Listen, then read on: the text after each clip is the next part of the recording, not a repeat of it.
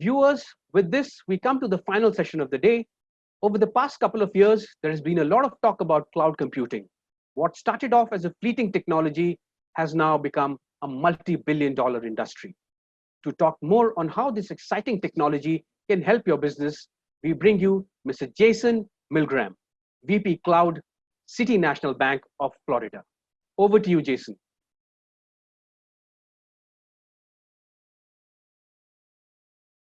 Hello, everybody. My name is Jason Milgram, and welcome to Cloud Transformation. The cloud fundamentally changes how organizations procure and use technology resources. With the cloud, you can provision and consume resources only when needed. While the cloud offers tremendous flexibility in design choices, you need a proven and consistent methodology for adopting cloud technologies. My goal with this presentation is to provide you with a holistic adoption strategy around business, people, and technology, so you can ensure your organization is able to take full advantage of the cloud to meet your digital transformation goals. We'll be discussing a clear and actionable journey you can take to the cloud that rapidly delivers on your desired business outcomes. Here you can see your cloud journey simplified into three main categories: plan, ready, and adopt. However, your cloud journey begins with setting the business strategy, which should align to actionable technology projects that deliver on your desired business outcomes. The following steps can help you document your business strategy efficiently. This approach helps you drive adoption efforts that capture targeted business value in a cross-functional model. Then you can map your cloud adoption strategy to specific cloud capabilities and business strategies to reach your desired state of transformation. Organizations find different triggers to adopt new technologies like the cloud. Some triggers drive the organization to migrate current applications. Other triggers require creation of new capabilities, products, and experiences. It is important to review and understand your organization's motivations, as this is key to developing a successful strategy. Your motivations for cloud adoption will likely fall into multiple categories. As you're building the list of motivations, trends will likely emerge. Motivations tend to be associated more with one of two possible classifications: migration and innovation. When a response to critical business events is the highest priority, it's important to get started with migration early, often in parallel with strategy and planning efforts. This approach requires a growth mindset and a willingness to iteratively improve processes based on direct lessons learned. When migration is the highest priority, strategy and planning will play a vital role early in the process. Here you can see typical migration motivations. When innovation is the highest priority, strategy and planning require additional investments early in the process to ensure balance in your IT portfolio and wise alignment of the investment made during the cloud adoption. Here you can see a variety of innovation motivations. The most successful transformation journeys start with a business outcome in mind. Cloud adoption can be a costly and time-consuming effort.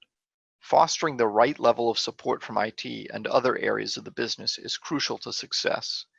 Your goal should be to identify business outcomes that are concise, defined, and drive observable results or change in business performance, supported by a specific measure. During any cloud transformation, the ability to speak in terms of business outcomes supports transparency and cross-functional partnerships. You should be prepared to have conversations with different business units, such as finance leadership, marketing, sales, and human resources. Speaking in business outcomes can feel like a foreign language to many technically minded individuals. Here's a list of typical business outcomes you can use. Talking about business outcomes tends to drive consensus building conversations across your business units. Each of the business outcomes can help facilitate a focused conversation among your business and technical team members. However, you shouldn't limit your conversations to just these examples. Understanding the unique needs of your own business and building outcomes that match maximizes the value of a cloud transformation. Cloud migrations can generate early return on investment from cloud transformation efforts, but developing a clear business justification with tangible, relevant costs and returns can be a complex process. At the highest level, the formula for business justification is simple, but the subtle data points required to populate the formula can be difficult to align. On a basic level, the business justification focuses on the return on investment associated with the proposed technical change. There's a learning curve and a time commitment associated with cloud adoption planning. Even for experienced teams, proper planning takes time to align stakeholders, time to collect and analyze data, time to validate long-term decisions, and time to align people, processes, and technology. Your first adoption project should align with your motivations for cloud adoption. Whenever possible, your first project should also demonstrate progress toward a defined business outcome. Here are examples of possible first projects. Business continuity and disaster recovery is very popular. You can also deploy a non-production instance of a workload.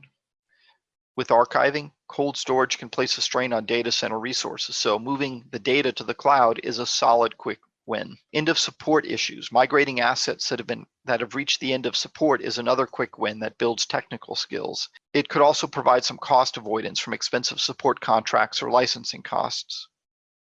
Virtual desktops. Creating virtual desktops for remote employees can provide a quick win. In some cases, adoption project could also reduce dependence on expensive private networks in favor of commodity public internet connectivity. Removing dev tests from on-premises environments to give developers control, agility, and self-service capacity is another great example. You can also modernize and migrate a simple app to quickly gain developer and operations experience. With Performance Lab, when you need a high-scale performance in a lab setting, you can use the cloud to quickly and cost-effectively provision those labs in a short time. Creating a data lake with scalable compute for analytics, reporting, or machine learning workloads, and migrating to managed databases using dump restore methods or data migration services is another great starting point. Keep in mind, your first project serves as a great learning opportunity for everyone involved. And again, start with something simple that will result in a clear win. We have spent a bit of time on strategy, but that is intentional. Having a well-defined strategy will save you both time and money. Now we'll talk about plan, ready, and adopt phases. For the plan phase, you must rationalize your digital estate. For this, you must understand your organization's current digital estate to maximize return and minimize risks by running a workload assessment. You also have to create a cloud adoption plan. Here you need to develop a plan where prioritized workloads are defined and aligned with business outcomes. A digital estate is the collection of IT assets that power business processes and supporting operations. To begin cloud rationalization on the digital estate, inventory all the digital assets your organization owns today. Then evaluate each asset to determine the best way to migrate or modernize each component to the cloud. There are 5 options for cloud rationalization, sometimes referred to as the 5 R's: rehost, refactor, re-architect, rebuild, and replace. Rehost, also known as lift and shift migration, a rehost effort moves a current state asset to the chosen cloud provider with minimum change to overall architecture. Outcomes for that are reduce capital expense, free up data center space, and achieve rapid return on investment in the cloud. Refactor refers to the application development process of refactoring code to allow an application to deliver on new business opportunities.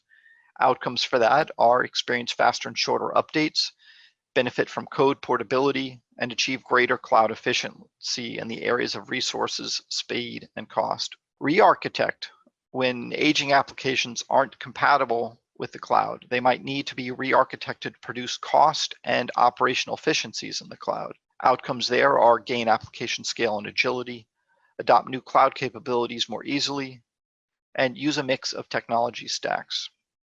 With rebuilding, unsupported, misaligned, or out-of-date on-premise applications might be too expensive to carry forward. A new code base with a cloud-native design might be the most appropriate and efficient path. Here, your outcomes can be to accelerate innovation, build apps faster, and reduce operational cost. And then you have replace. Sometimes the best approach is to replace the current application with a hosted application that meets all functionality required in the cloud. Here you can standardize around industry best practices, accelerate adoption of business process-driven approaches, and reallocate development investments into applications that create competitive differentiation or advantages. As you develop a business justification model for your organization's cloud journey, Identify business outcomes that can be mapped to specific cloud capabilities and business strategies to reach the desired state of transformation. Documenting all these outcomes and business strategies serve as the foundation for your organization's cloud adoption plan. Just looked at how a business plan aligned to a digital estate rationalization can ensure you know why you'll benefit from moving to the cloud. Cloud adoption is a strategic change that requires involvement from both business decision makers and end users. Now let's talk about how to get your organization ready for this journey. For one, you need to define skills and support readiness. Here you need to create and implement a skills readiness plan to address current gaps, ensure that your IT staff and people in other business units are ready for the change and the new technologies. And you also have to define support needs. Then you have to create your landing zone. The term landing zone is used to describe an environment that's provisioned and prepared to host the workloads in your cloud environment. A fully functional landing zone is the final deliverable. At this point, you've established your business justification and defined your business outcomes. You've prepared your organization. Your people in your cloud environment are ready to deploy your prioritized applications. You're ready to adopt cloud technologies following the selected digital estate rationalization path. As discussed, your organization has unique motivations to adopt the cloud. They all converge into migration or innovation to the cloud. Cloud migration is the process of moving existing digital assets to a cloud platform. Existing assets are replicated to the cloud with minimal modifications.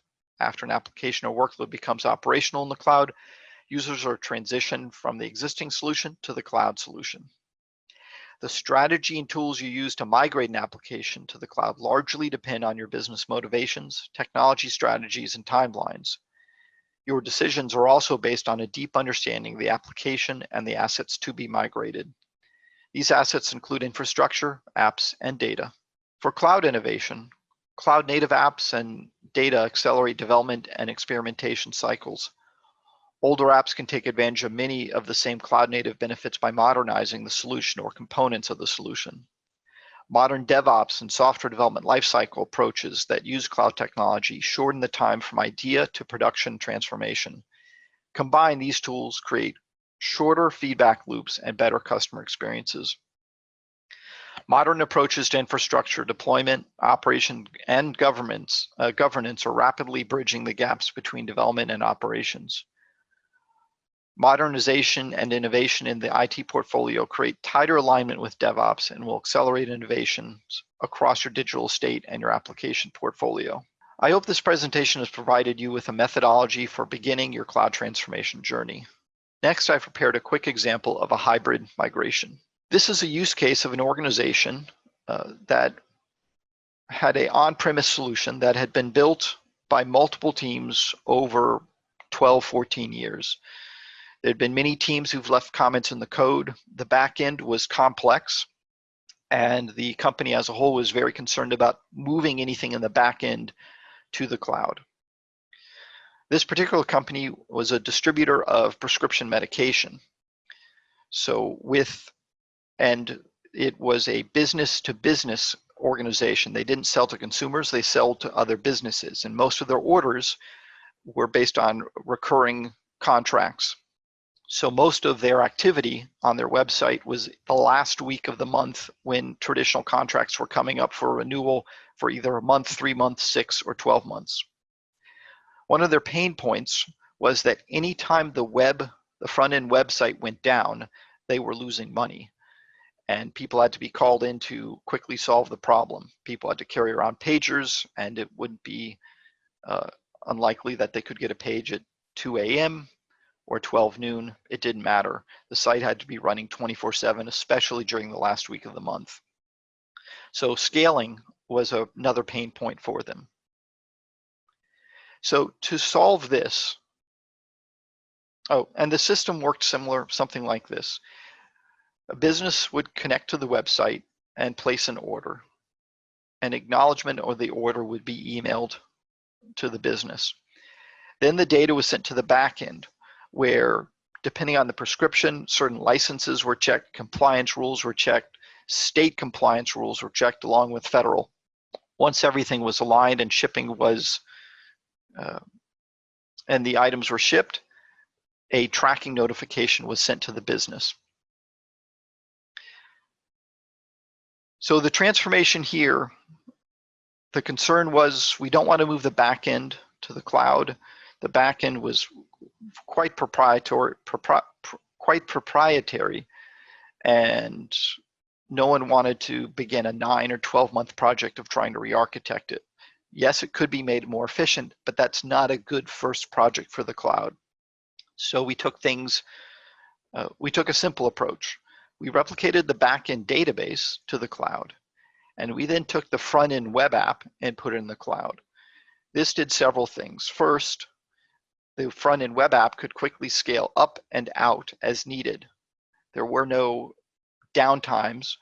Everything was automatically load balanced for the end users and scaled during capacity peaks.